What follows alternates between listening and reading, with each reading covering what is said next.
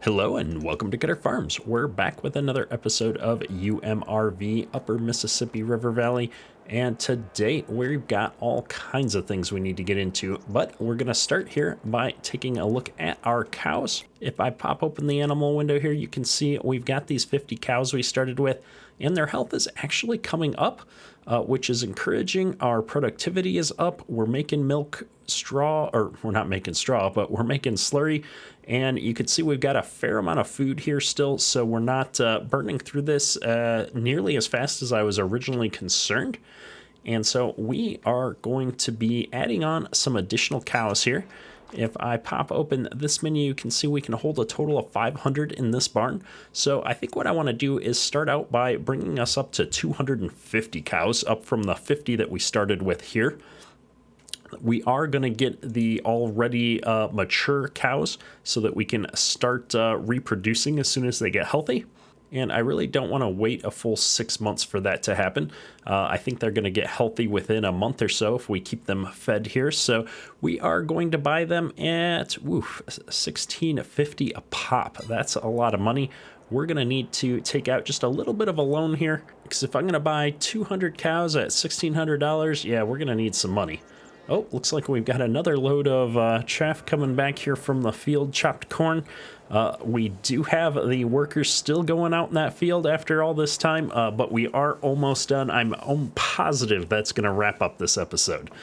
But before we get started, let's go ahead and take out a loan. I think I'm going to take out about $250,000. This will be the first of the loan that we've taken out. We've managed to do everything else with the money we brought over from the Farmville playthrough.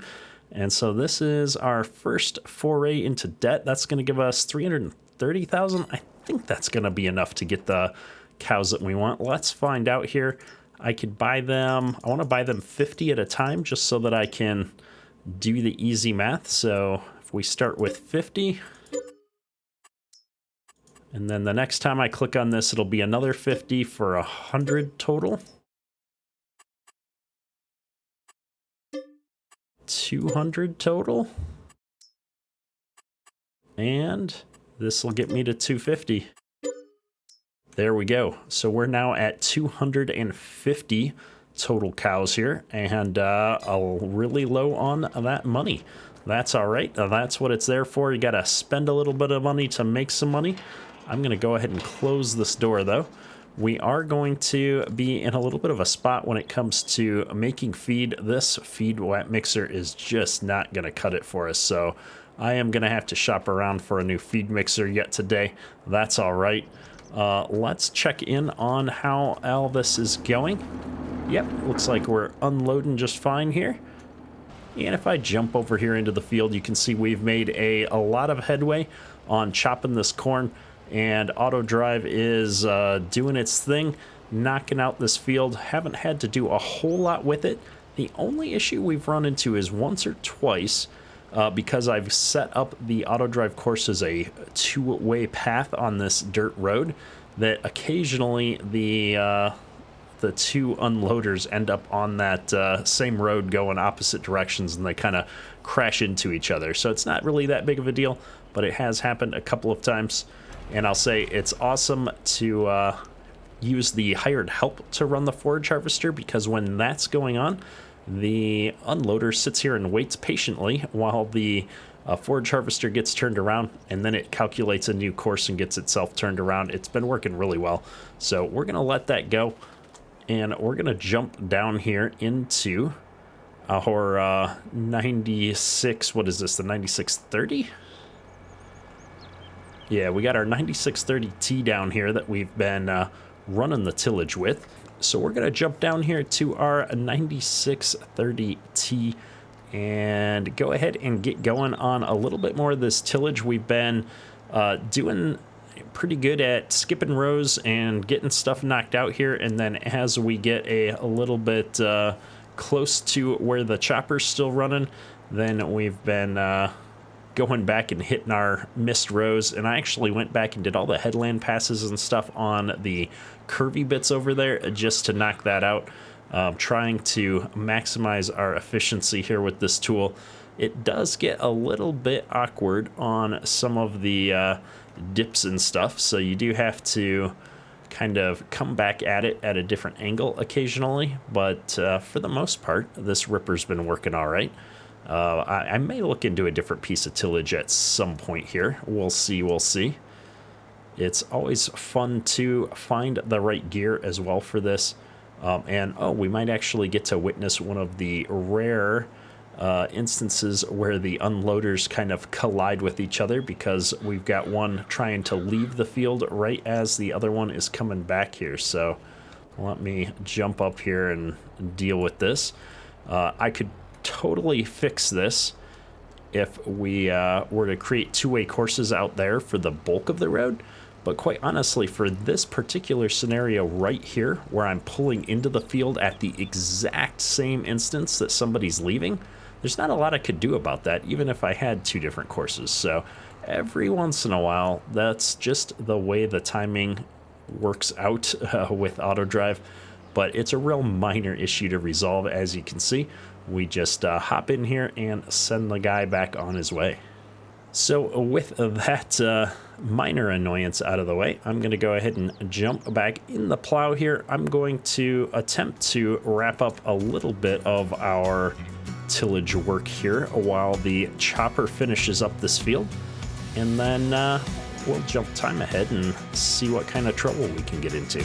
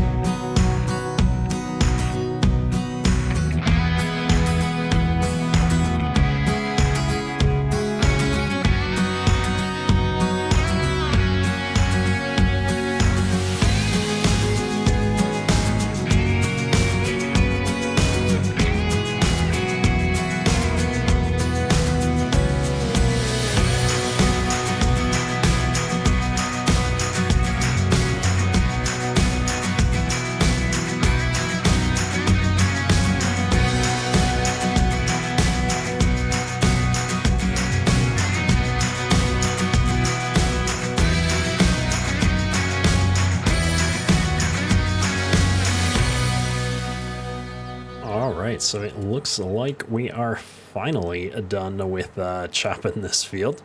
It's been quite the adventure, that's for sure. But I think we've got quite a bit of chaff up in the harvest store there, getting fermented into silage. So let's get this last trailer back up to the farm here and take a look at exactly where we ended up. Looks like all these machines may still be running as well, so we probably need to get things shut down, brought back up to the farm, etc., so that we can hopefully save on some fuel here. So I'm going to go ahead and get all of these vehicles driving back up to the farm here. We'll get them unloaded, and we'll check in and see how much chaff we ended up with, because I suspect it's quite a few tons.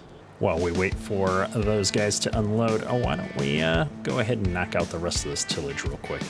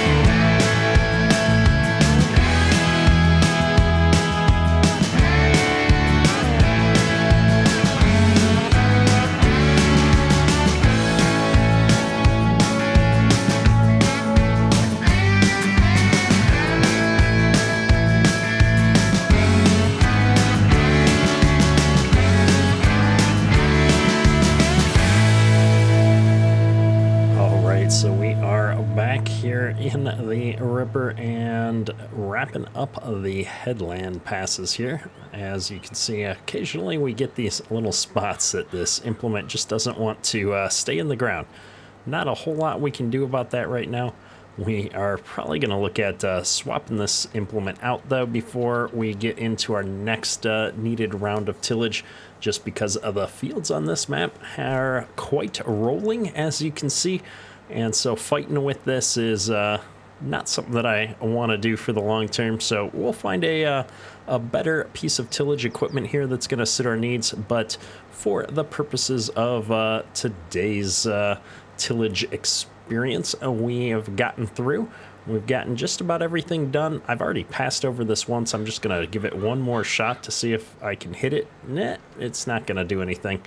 All right, well, I've got one more pass up here on the headlands that we need to knock off, and then we can take this thing back up to the yard. However, while we're running back down the headland pass here, I thought that would be a perfect time to bring up our production screens and take a look at how much chaff we ended up with in these harvest stores.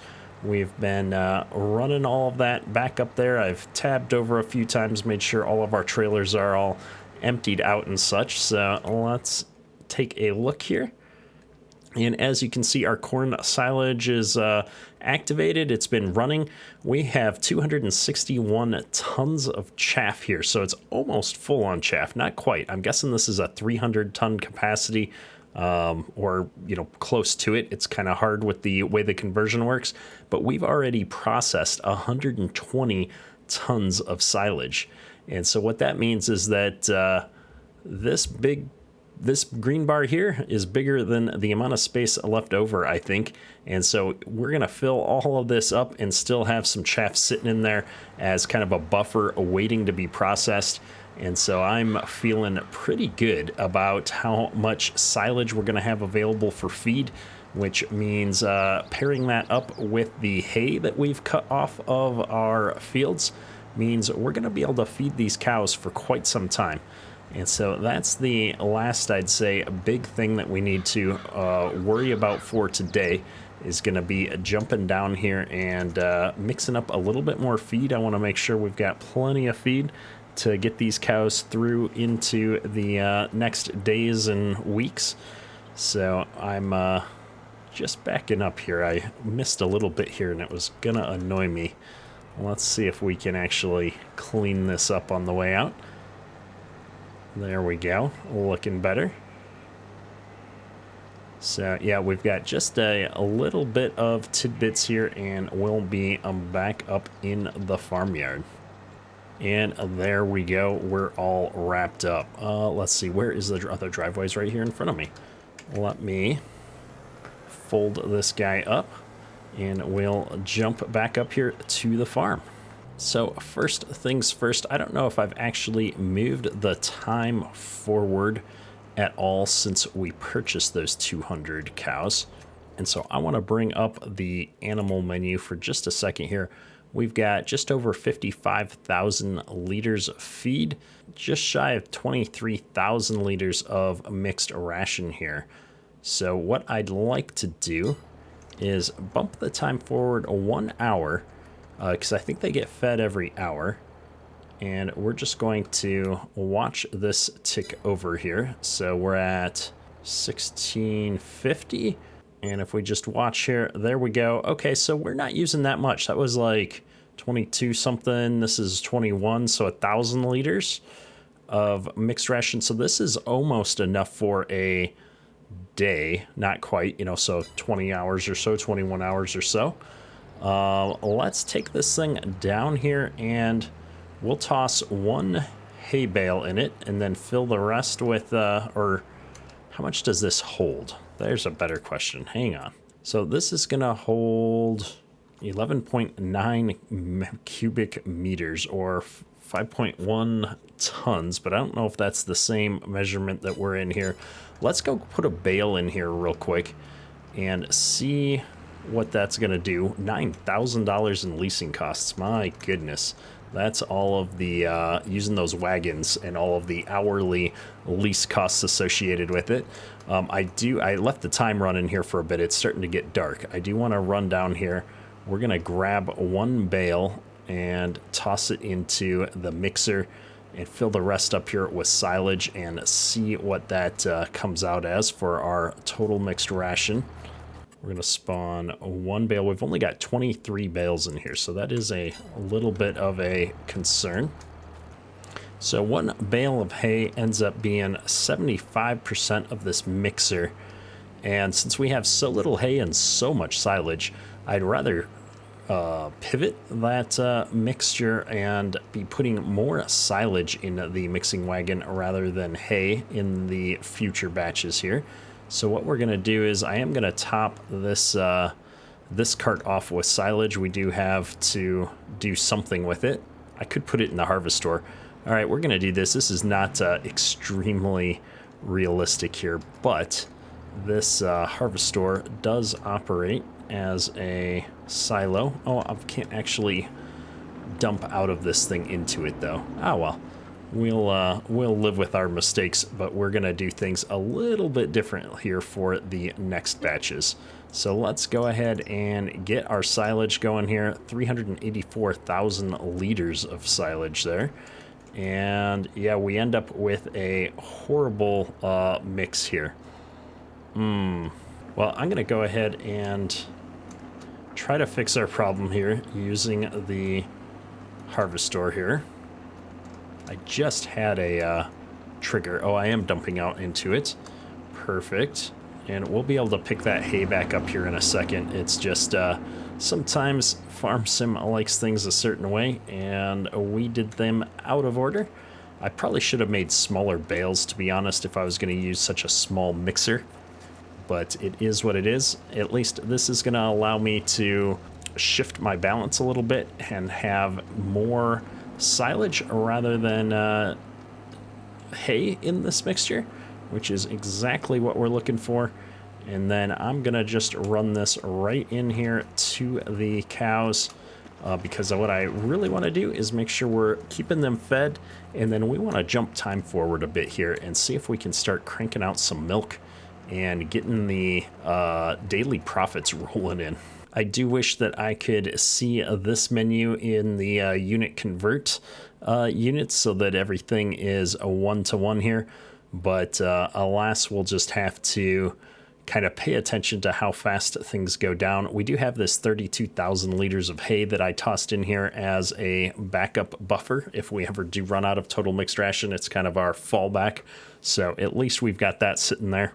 And with that first load dumped, what I'm going to do is we're going to run back up here to the harvestor, and I'm going to grab the remainder of that hay that we dumped back into it here, and then we'll mix up another batch of TMR with a heavy focus on silage, I think, for this next batch. There we go. Even better than the previous. We're 61% silage, 38% hay, and at some point here we'll be getting some straw. We might even buy some of the mineral feed to put in alongside this other stuff. I'm not sure how that works. I've not done cow feed in a while. I think you can buy that in pallets though. I'm not sure if there's a way to produce it, but we're excited. We've got these cows going now. 2 batches of feed here is going to get them quite a ways towards staying healthy here as we advance time. And advancing time, we're going to be able to get into some of our normal harvest here pretty quick. I'm looking forward to jumping into harvesting. We've got 2 soybean fields and 2 sunflower fields up here to take out. I think the sunflowers and the soybeans are both going to be cash crops for us. I was thinking about chopping the sunflowers because you can chop those, but after seeing how much we got off of that cornfield, I don't really see a point. I'd rather have some more cash in the bank than worry about having more silage in the harvestor. I mean, let's be realistic. After taken 2 loads out here to feed cows. We've got 185 tons of silage here still, with another 212 tons cooking. We do lose just a smidge in the process, but not a lot.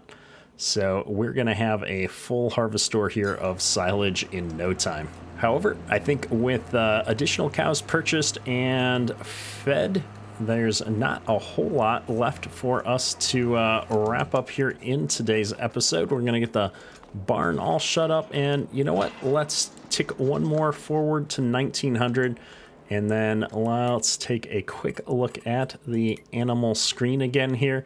You can see we are starting to produce some milk. I'll be curious to see how much milk we produce in a given day as we start to move time forward here. In fact, I think we're so curious that we're going to start moving time forward. I am going to give back some of that loan. We took out a bit more of a loan when we were working on chopping that field, because we were having to make worker wage payments at $2,500, and we were having vehicle leasing costs coming off as we went through the process. So we're gonna adjust time here a little bit. I'm gonna leave a little bit in our pocket, but I think we are gonna go negative here as we tick past the end of the day. But let's find out.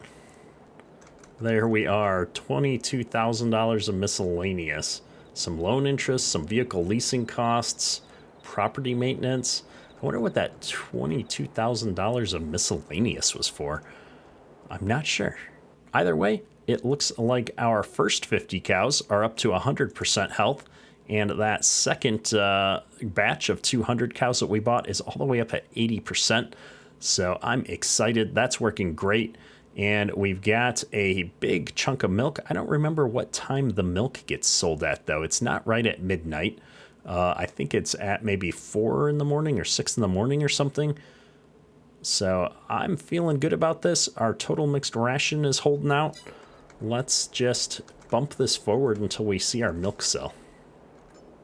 There's our milk. So for a partial day with those 250 cows, we got $3,942 of sold milk. That's not too bad at all, and it's just going to keep getting better from here. We are going to have to keep an eye on our feed, though. We don't have enough hay stockpiled up to keep up with this rate, although each bale of hay is going to make us about 2 full mixer wagons, at least of this size, which I think 2 of those is getting us through a minimum of a day or a week here of time, and maybe a little bit more. So we're gonna have to definitely get one more cut of grass here at some point, although it looks like the grass is already starting to grow a little bit out here. It's not ready for cutting obviously yet, but if I turn on the grass overlay here, nope, it doesn't register as a field at all over here. I was kind of hoping that it would show the grass in the yard when I did that. I thought that's how that used to work, but maybe not. Either way, I'm pretty sure this grass is going to grow back, and we'll get lots of hay cut off of here. And at some point after we harvest these other fields, we'll probably put down some alfalfa or some clover as well. So that'll be good. However, that's enough rambling for the end of one episode. Hopefully you enjoyed the episode. If you have, drop a like. That's all for today. Ketterick out.